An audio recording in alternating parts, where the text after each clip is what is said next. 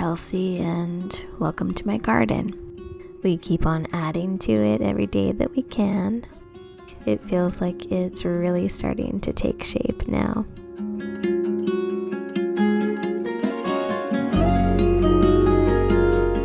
We've had quite a bit of rain recently, but that's okay. We love the rain. We've had a good mix of sunny mornings, rainy afternoons. The plants have been happily soaking that up, and it's been good to get our new beds established.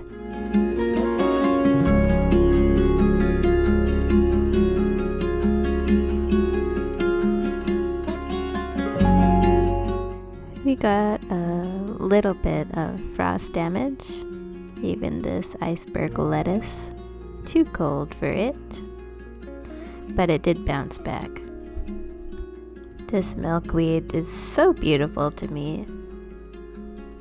I keep looking for monarch butterflies, but I haven't seen any yet.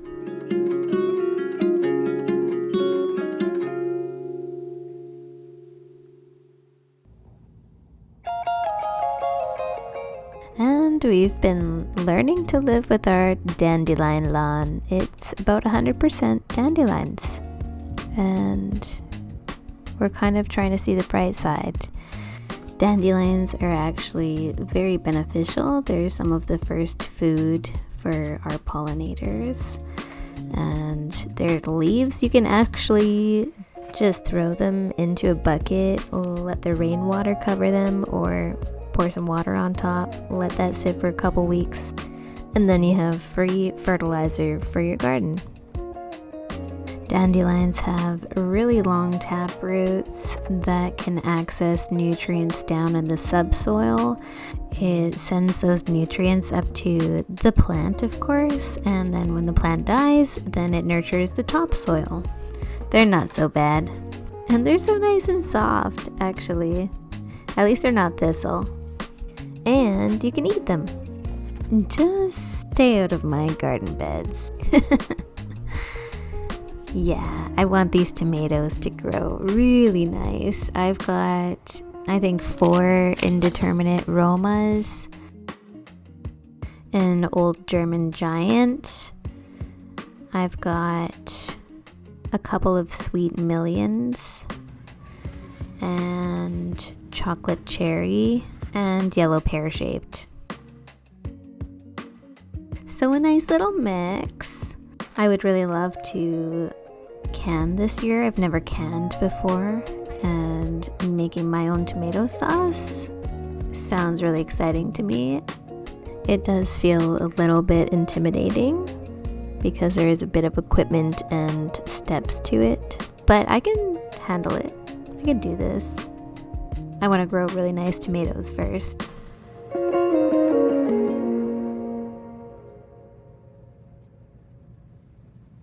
Dad worked his butt off. Worked his butt off.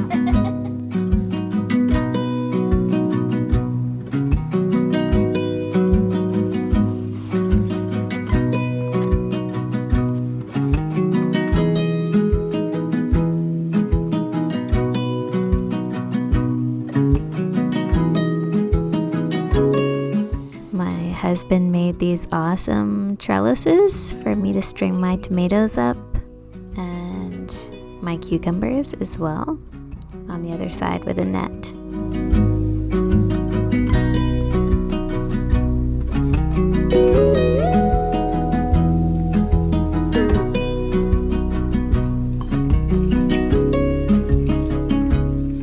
I made some cinnamon roll focaccia.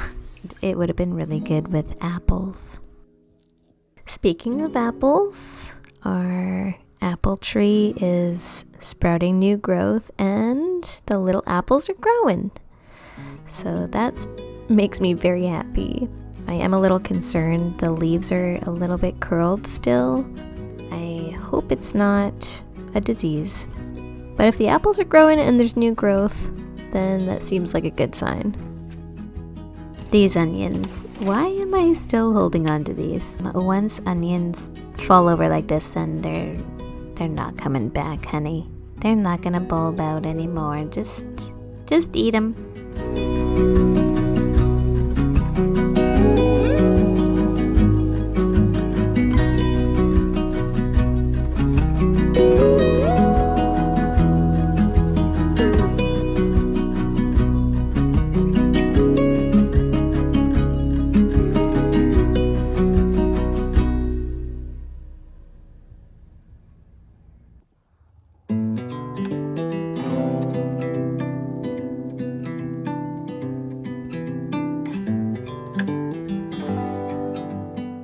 My beautiful brassicas. I think I have to start harvesting the leaves because I lost one of my cabbages to the cabbage moth, and it happens like this every year. I didn't spray, I didn't salt or nothing like I said I was going to. One day it was fine, the next day it was all fallen over and had no roots. And this is the work of the cabbage moth. I can't wait to see how this gladiolus blooms and what colors it will be. My little one grew it at school.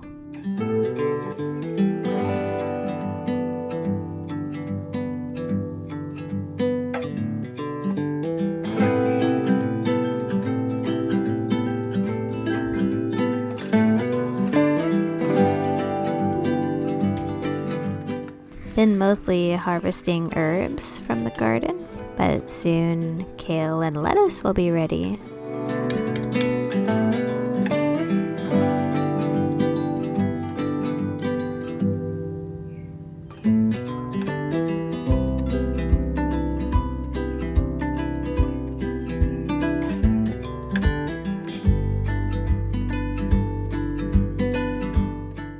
I tried out this, I think it's called healthy straw mulch, and it just has so many seeds in it. I just have the grass seeds growing everywhere I put this mulch, so I realized I prefer the hemp mulch that I was using before.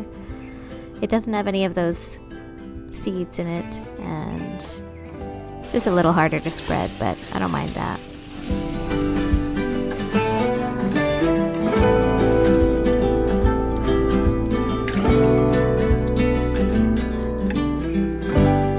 Here's a little bit about how to feed the indoor worms in my 5-gallon vermicomposting system. I really don't need to add that many food scraps, and I really only feed the worms about once every few weeks.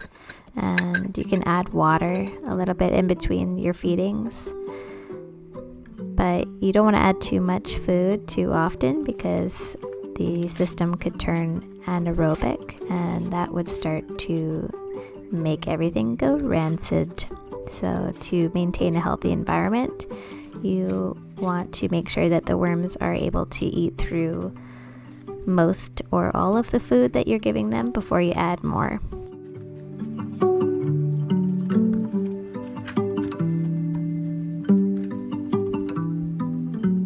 I see just a few little bits of corn husk in here, so it's okay to add a little bit more.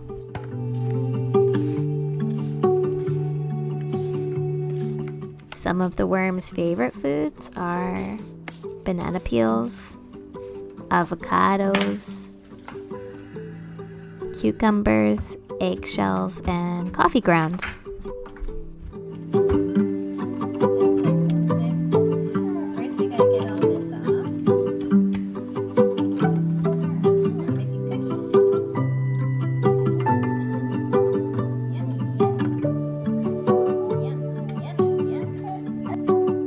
I've been experimenting with focaccia lately. This is a fresh herb from the garden, Parmesan and sea salt variety.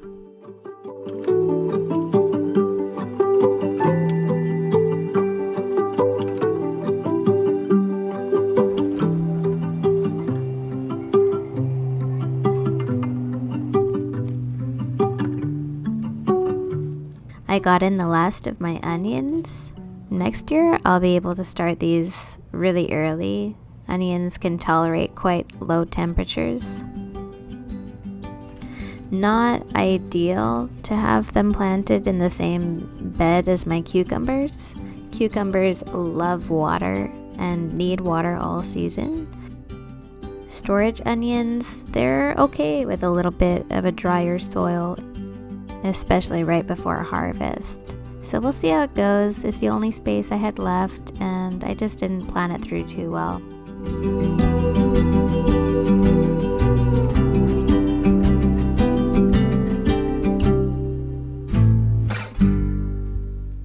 My orange juice sweet pepper has thrived. even though all of my others have not. All except for this orangey sweet and a chili plant. No shishitos, no red candy canes. They just did not want to grow. But this one is my beacon of light. Just pinch off any flowers so that the plant can focus on establishing its roots.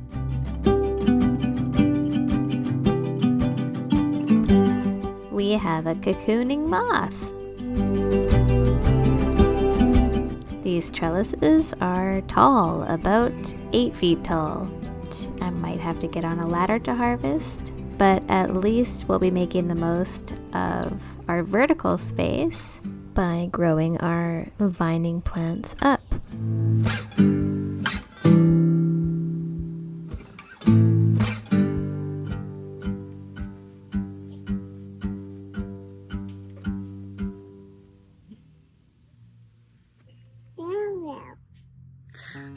Flowers. Thank you. Thank you, baby.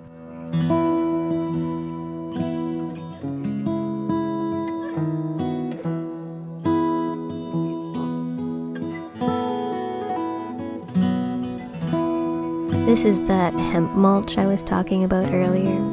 Look, it's like a thick blanket. Definitely not soft, but I feel like a little bit goes a long way.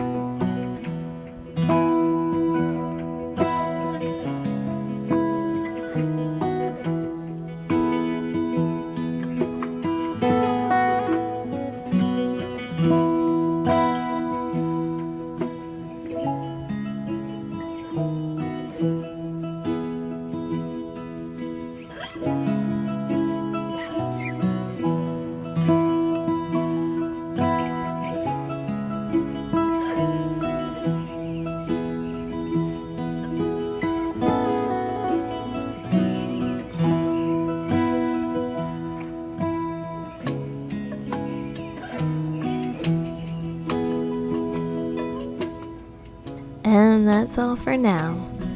Thank you for joining me. We'll see you next time. Bye-bye.